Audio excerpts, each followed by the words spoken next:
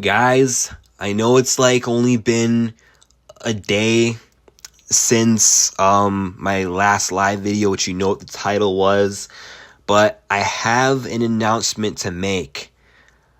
I'm not leaving. I'm not fucking leaving! Yeah, okay, I've had a day to process everything, and of course, it's no secret that I was extremely down about last weekend's outcome. I'm still bummed. Like, I'm still upset and pissed off that Alexa Grasso returned the win and the belt back to Shevchenko. It is annoying, that has to be the reality that we live in. I wish things could be different, but, I'm not going through real or serious depression. If that was the case, then yeah, I would legitimately step away for a while. But, people's favorite fighters lose all the time. It's not an uncommon thing. It's not a foreign thing. But, it is frustrating. But MMA, UFC, this is my passion. This is what I love. And I love putting out content for you guys. I love making YouTube videos. It is discouraging getting a lot of predictions wrong. And on top of that, your favorite fighters losing. It's definitely not a good feeling, but I've been here before. I've had plenty of losses with my favorite fighters where I felt like fucking quitting the sport or not watching anymore.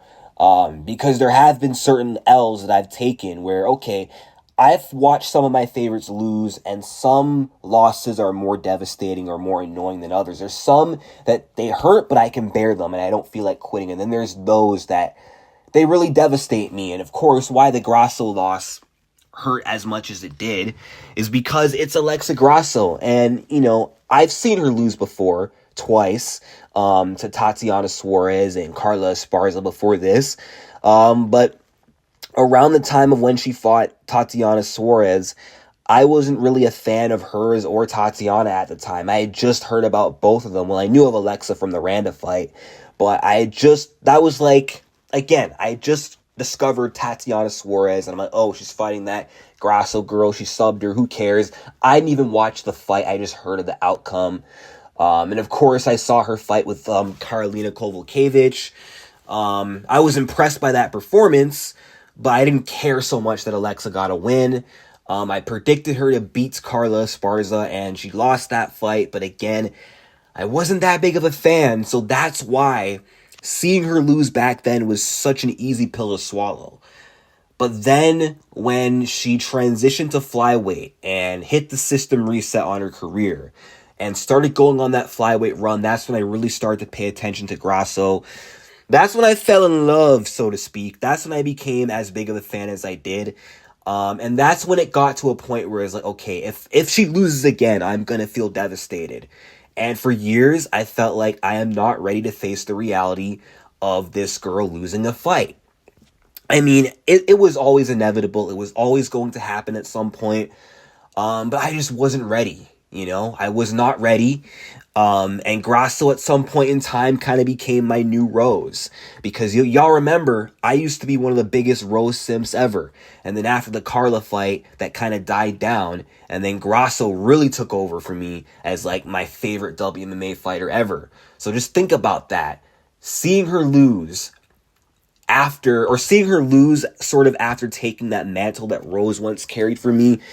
Just imagine if I was that devastated every time Rose took an L apart from the Manon fight. Imagine how I'm going to feel now when Grasso takes an L. And I've waited years for her to become the world champion. I knew she'd be champion from the start. So when she became champion, it meant the world to me. And I remember that was the first time I've ever cried tears of happiness to a fight outcome. I even did a video crying on camera because Alexa won. I didn't cry when Pena won. I didn't cry when Rose won the belt both times. So that shows how important that win was to me, to see her become the champion. So that only boosted how I felt about her going forward. And look, I was always aware that it was possible that Alexa Grasso could lose the rematch to Valentina Shevchenko, because just because a dominant champ gets the throne doesn't mean they're going to be down for good. I mean, look at Amanda Nunes. Pena beat her, but gave back the win and the belt. I was ready for that possibility or reality, but at the same time, I was not ready. But, you know, the rematch happened. Grasso could have won, didn't get the decision. And when I knew that it was going to lead to a trilogy, I was worried.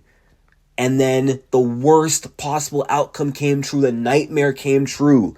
So I was just not ready to face that reality of her losing, let alone losing to Valentina Shevchenko. That loss stings so badly because of Alexa's legacy. You know, she could have lost to anyone else. It would still hurt. But the fact that she couldn't beat Valentina Shevchenko twice, that really hurt. It hurt to watch, and it hurt to see her get dominated, because that's the last thing I wanted. For her legacy, I wanted Alexa Grasso to prove that she is better than Valentina, and that she is the best flyweight in the world, and that she's the girl to chase in the flyweight division, and that we're done with the Shevchenko era. But unfortunately, that's not the case. Unfortunately, Alexa Grasso is not better than Shevchenko. By this point, Shevchenko has her game figured out and has her number by now and beats her 9 out of 10 times at this point. I'm aware of that, and unfortunately, Grasso isn't the best in the division, and she got exposed to a point where now I'm starting to see how more girls could beat her in the division, and that sucks. It's not a good feeling. But just because that's what happened does not mean that I'm no longer going to stop watching the sport.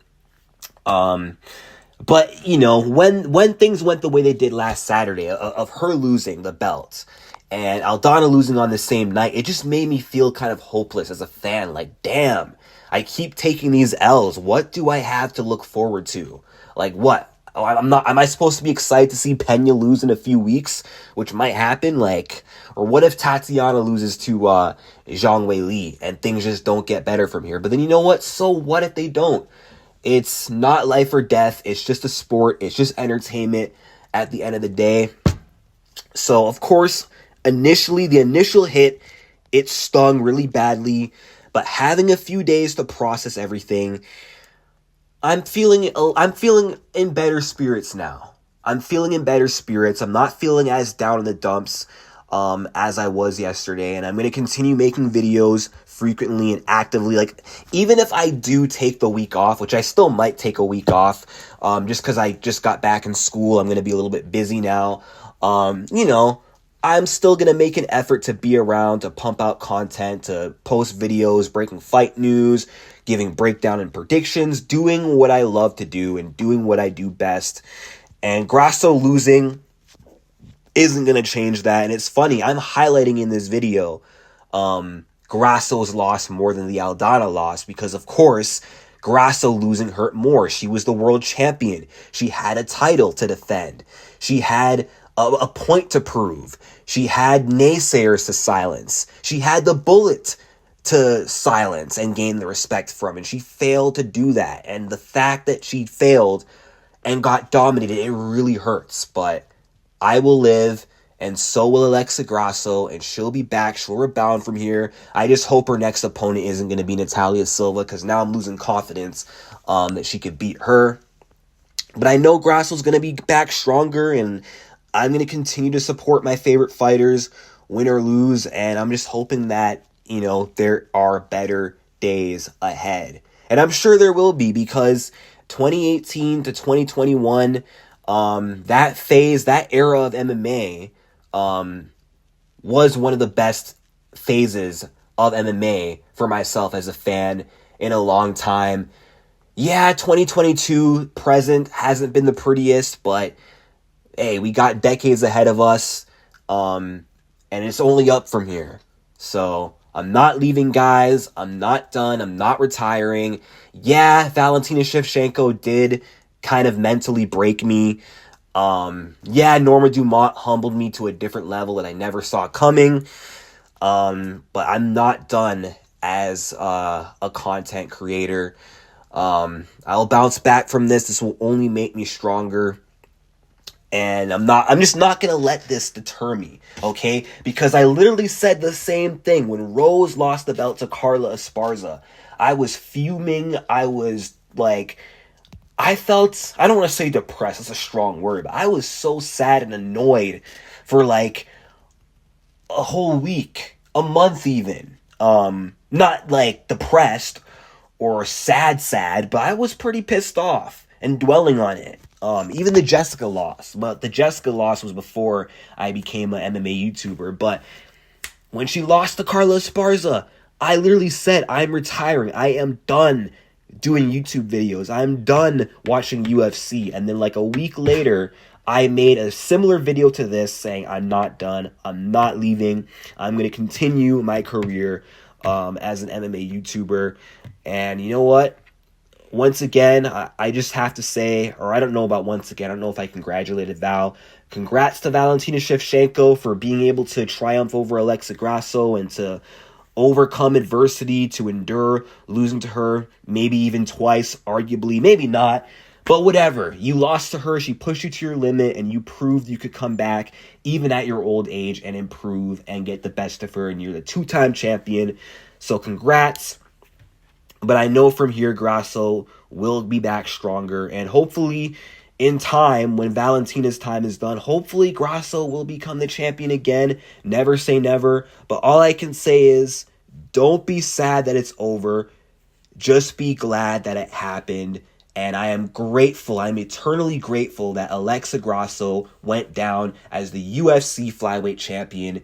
Even if she'll never become champ again, even if she could not beat Valentina Shevchenko more than once, which is hard to do, at least she got the belt around her waist. Like, you guys could call her fraud champion, a fluke champ, all you want. Once you become the champ, that stays with your legacy forever. So, because of that, I'm chilling. But this is DJC Combat.